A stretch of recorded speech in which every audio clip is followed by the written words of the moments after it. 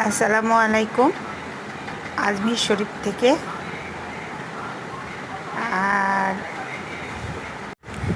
চলেন এক নজরে আর আজমির শরীফের ভিতরে, এই মাজারের ভিতর থেকে ঘুরে আসি।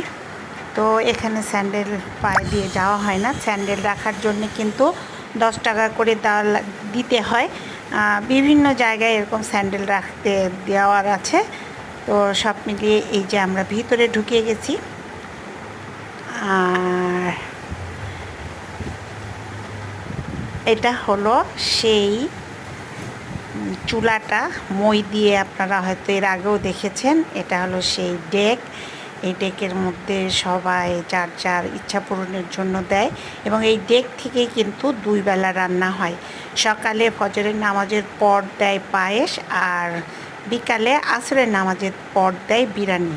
মজার এবং আশ্চর্য ব্যাপার, যত লোকই এখানে যাক, পায়েস আর বিরিয়ানি কিন্তু শেষ হয় না।